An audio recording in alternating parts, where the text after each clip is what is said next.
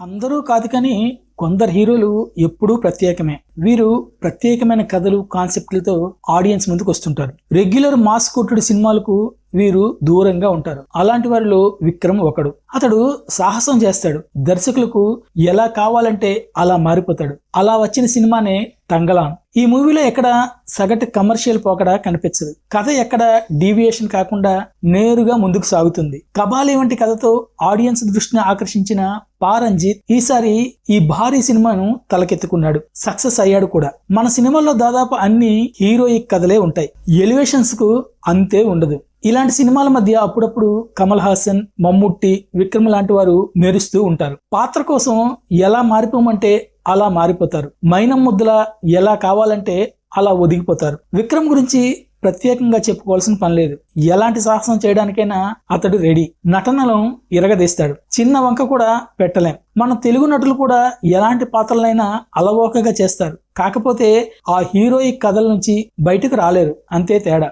అదే రొడ్డకొట్టుడు సినిమాలు చేస్తూ ఆడియన్స్ కు విసుగు తెప్పిస్తుంటారు. ఇక తంగలాన్ గురించి చెప్పాలంటే పూర్వకాలం నాటి తెగ. కథాకాలం కూడా పాతదే. ఆ తెగ కోలారు బంగారు గనులకు సమీపంలో ఉంటుంది. వాళ్ళను వాడుకుని ఆ గనుల అన్వేషణ జరపాలని ఇంగ్లీష్ దొరల ప్రయత్నం. తాము ఉద్ధరింపబడతామనే భావనతో హీరో ప్రయత్నిస్తుంటాడు. దీనిని మహిళా పాత్రలో ఉన్న ఆరతి అడ్డుకుంటుంది. ఆ పాత్రను మాలవిక మోహనం చేసింది. కథను కాసేపు వదిలేస్తే వీరిద్దరూ ఆ పాత్రలో జీవించేశారు. పోటీలు పడ్డారు. ఈసారి నేషనల్ అవార్డుకు ఈ ఇద్దరు పేర్లు పరిగణలోకి తీసుకోవాల్సిందే. దర్శకుడు కూడా ప్రేక్షకులను ఆ కాలంలోకి తీసుకెళ్లి వదిలేశాడు. అడవులు, ఆదివాసీలు, బంగారు గనులు, తెల్లదొరలు, ఇలా చాలా పెద్ద కాన్వాస్ ఇది. రొటీన్ సినిమాలకు భిన్నంగా ఉంది. లోపాలు లేవా అంటే ఉన్నాయి. కానీ కథా గమనం అన్ని ఆకట్టుకునేలా ఉన్నాయి. కొత్త లోకంలో విహరిస్తున్నట్టుగా ఉంటుంది. మనం ఓ టైప్ సినిమాలు చూసి ఉన్నాం కదా. మధ్యలో ఇలాంటి సినిమాలు వచ్చినప్పుడు కనెక్ట్ కావడం కొంత కష్టం అనిపిస్తుంది. ఆ టేస్ట్ మనకు కొత్తగా ఉంటుంది. కాబట్టి తొందరగా మన బుర్రలకు ఎక్కదు. ఈ మూవీలోనూ అక్కడక్కడ బోరు కొట్టేలా కొన్ని సన్నివేశాలు ఉన్నాయి. స్క్రీన్ ప్లే సోగా సాగుతుంది. కొన్ని చోట్ల సోకాల్డ్ కమర్షియల్ వాసనలు ఉండవు. కాబట్టి డిఫరెంట్ కాన్సెప్ట్ ఇష్టపడే వాళ్ళకు బాగా నచ్చుతుంది ఈ సినిమా. కల్కి తర్వాత ఇష్టంగా చూసే పెద్ద సినిమా ఇప్పటివరకు రాలేదు. వచ్చిన మిస్టర్ బచ్చన్, డబుల్ స్మార్ట్ అంత పెద్దగా కనెక్ట్ కాలేకపోయాయి. ఎంతో కొంత థియేటర్లకు విక్రమ్ రప్పిస్తాడేమో ఈ సినిమాతో చూడాలి. తెలుగులో వాణిజ్యపరంగా నిలదొక్కుంటుందో లేదో తెలియదు కానీ సొంత ఇండస్ట్రీ తమిళంలో మాత్రం హిట్ పక్కా.